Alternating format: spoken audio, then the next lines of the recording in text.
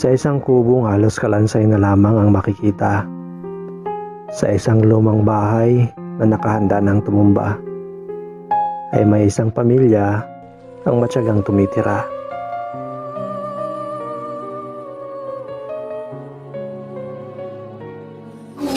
Bali, ilan po kayo nakatira dito? Bali, 8 po. 6 Walo. po na anak. 6 po anak niyo. Apo. Ito kayo nagluluto. Apo. Iba na po yun. Ngunit ang araw-araw dito ay laban para sa kaligtasan. Ang kanilang tahanan kasi larawan ng kahirapan. Laging saksi sa walang tigil na pagsubok ng pamilya. Tahanang siya ring pinagmumula ng kanilang kahihiyan. So, hindi kayo talaga naglalabas. Hindi po. Binubuli po yung mga anak ko. Binubulo kayo. Opo, nahiya po. Parang yung bahay nyo ganito sira. Ayun. Kaya Lagi pala, na po kami ang dito. so madalas ay binubuli.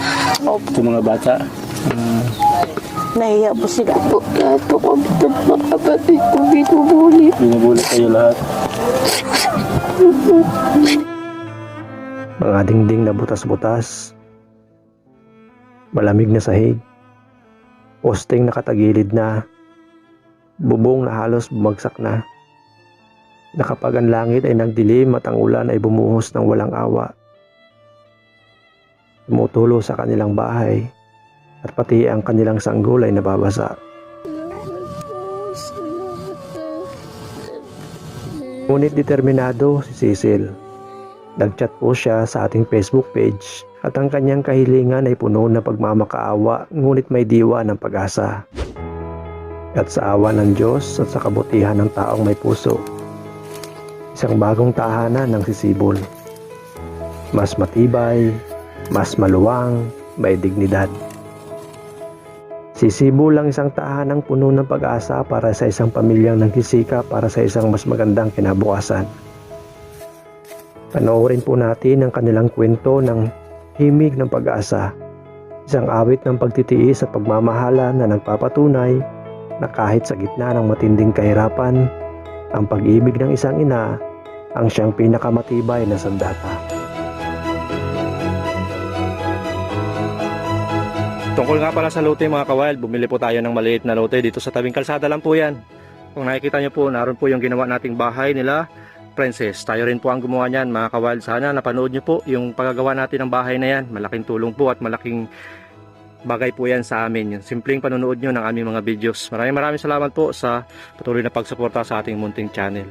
At syempre maraming salamat po sa mga sponsors na tumulong sa pamilya ni Ate Cecil. Yung inyo pong kabaitan, naging malaking bagay po para sa kanila.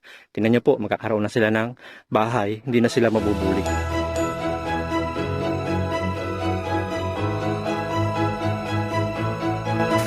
And here we are. Magkakatuloy tayo ng materyales mga kawild. Naubos na kasi yung materyales natin doon sa site. Malapit lang naman ito. Malapit sa tabing kalsada yung ginagawa natin ng bahay. Mabuti na lang nakabili tayo ng maliit na lote dito mismo sa tabing kalsada. So mas malapit na ito sa school. Lagay pa tayo ng sumbi na kusina at saka CR. Yeah. Yun! Meron na tayo mga kawild. Yun si Wildlife Joe, kawayan ng kapihan.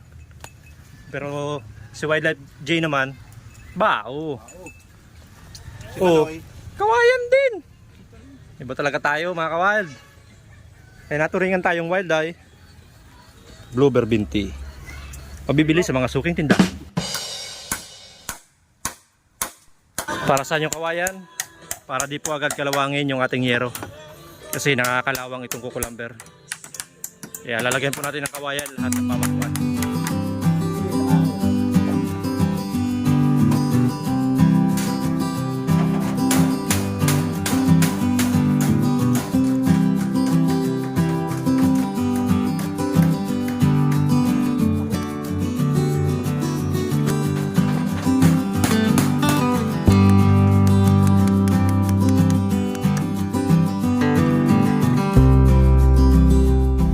So yun, magdidingding na tayo mga kawild. 1/4 na hardiplex po ang gamit natin para hindi anayin, para mas matibay. Saka nagawa na rin po tayo ng kusina. At yun po yung magiging puso negro nila, kanilang magiging CR.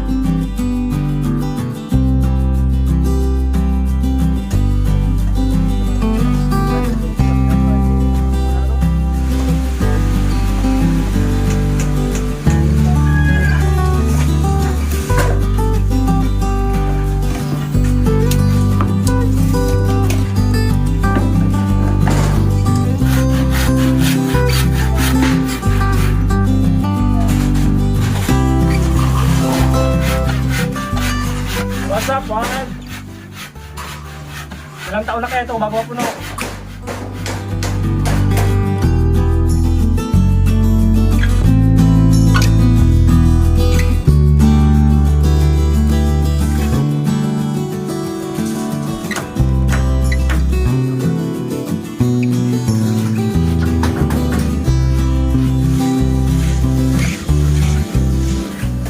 Day 5 na mga kawad. Lalagay na tayo ng kusina at CR. Plastering rin po tayo. Bumibili lang ng hardflex. Kasi kinula kami ng hardflex. Bumibili rin po tayo. So, flooring na lang. Pintuan, bintana, pintura. Yun na lang po ang kulang. Nakakalipat na sila. Thanks for watching. Hanggang dito. Maraming salamat.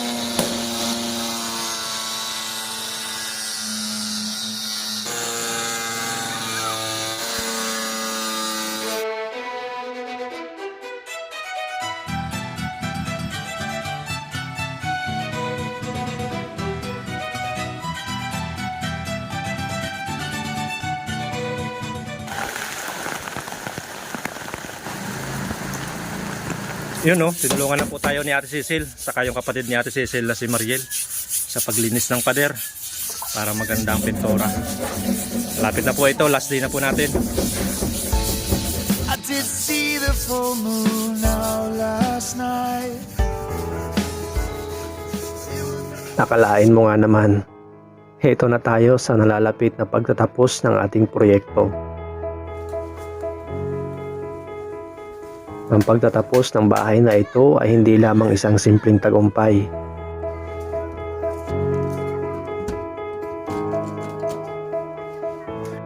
Kundi ito ay isang malinaw na patunay kung ano ang kaya nating magawa kapag tayo ay nagtutulungan.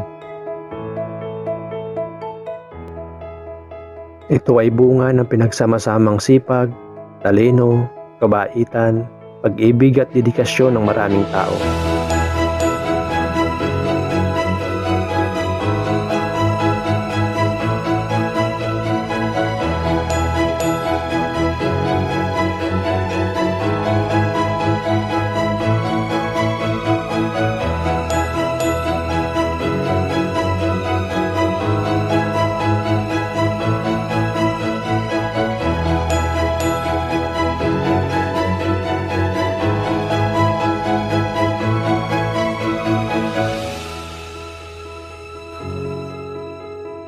Ang bawat isa ay nag-ambag ng kanilang material, kakayahan, lakas at oras.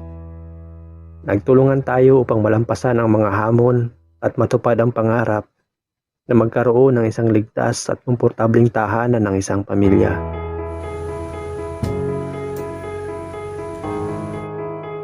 Sa pagbabahagi ng responsibilidad at pagsuporta sa isa't isa, nabuo ang isang malakas na ugnayan naming magkakapatid na nagsilbing pundasyon ng tagumpay.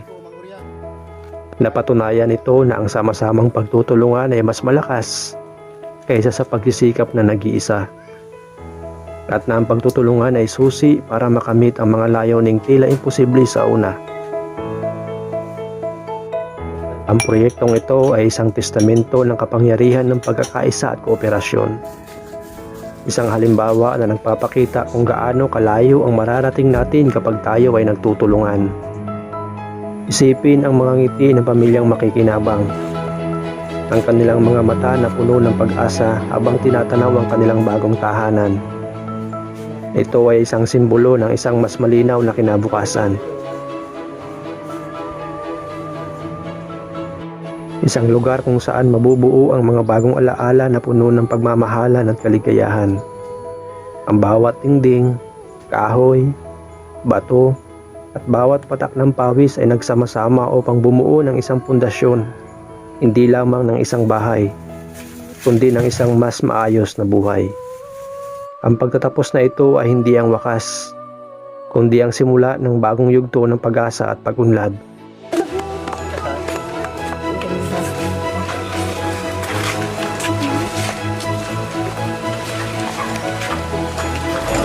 Sige, pasok na. Yay, ang ganda.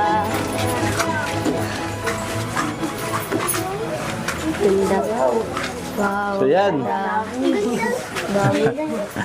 So ito na yung magiging bahay nyo, ano?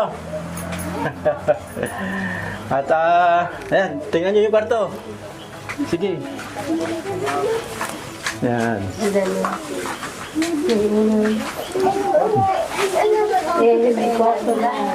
Masaya masaya si baby, oh. Ayun, ayun, yung hindi na masaya. Ito, brum brum. Sa'yo, lobo. Yan.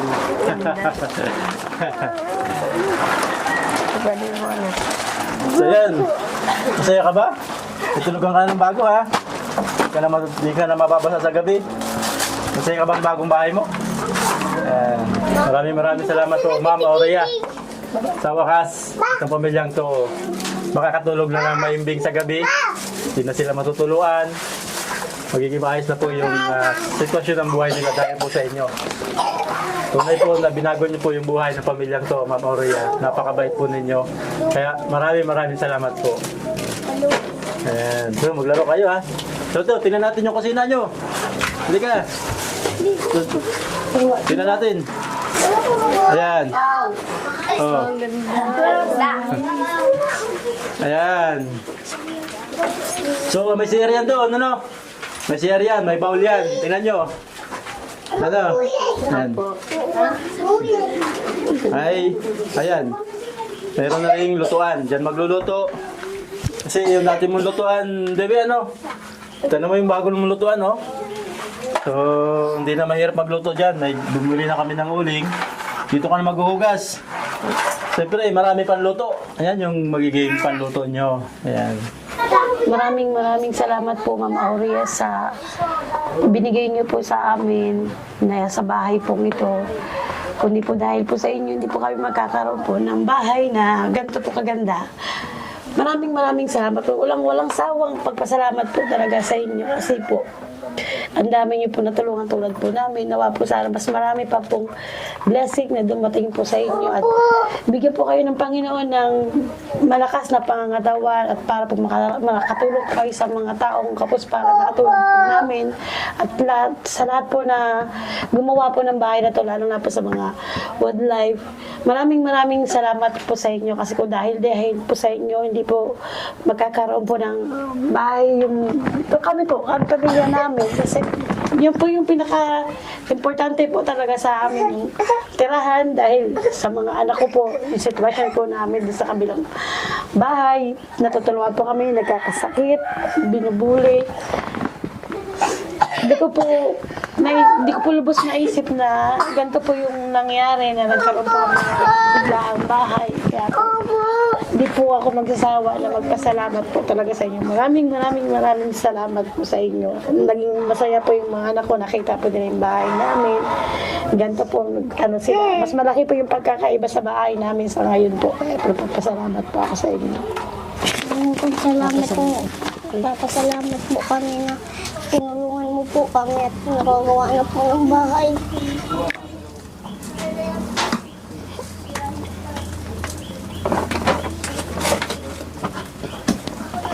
Masaya ka ba, baby? Opo. Ganda na ng bahay mo, ano? Yung tulugan mo, hindi ka na matutuluan, hindi na kayo. Maraming salamat po kay Ma'am Lori and Sir Bob na para sa lote. At siyempre kay Ma'am Aurea na nagpagawa po ng bahay at gamit para sa pamilyang ito. Napakabuti po ninyo lahat dahil binago niyo po yung buhay nila. At yun, sigurado po ako, naging masaya po yung pamilyang ito dahil sa 2025, iba-iba na po yung buhay nila. Di na nila kailangan magtago, di na nila kailangan mahiya, at di na sila matutuluan sa gabi. Dahil napaka-komportable po ng bahay na pinagawa nyo. Kaya maraming salamat po sa kabutihan po ninyo, Ma'am at Sir. Salamat po. Salamat po. Ang pagtatapos ng proyektong ito ay hindi lang isang tagumpay para sa amin na nagtayo at para sa sponsor na nagbigay, kundi isang malaking pagbabago sa buhay ng pamilyang nabigyan ng bagong tahanan. Para sa kanila, ito ay higit pa sa 4 na sulok at bubong. Ito ay isang simbolo ng seguridad, katatagan, at isang mas malinaw na kinabukasan. Ang bagong tahanan ay magbibigay sa kanila ng isang ligtas na dako kung saan mabubuo ang mga bagong alaala, kung saan lalago ang kanilang mga anak, kung saan sila makakapagpahinga ng payapa. Ito ay isang lugar kung saan mababawasan ang kanilang mga alalahanin at mapapalitan ng pag-asa. Ang ating itinayo ay hindi lamang nagbigay ng isang bagong tahanan, kundi nagbigay din ng bagong simula. Isang pagkakataon para sa pamilyang ito na umunlad at magtagumpay. Ang kanilang mga ngiti, ang kanilang mga pasasalamat at ang kanilang bagong simula ay ang pinakamagandang gantimpala sa lahat ng pagsisikap na ginugol natin dito. Ang pagtulong sa kapwa ay hindi lamang isang tungkulin, isang pribileyo, isang pagkakataon na makapagdulot ng tunay na pagbabago sa buhay ng isang pamilya.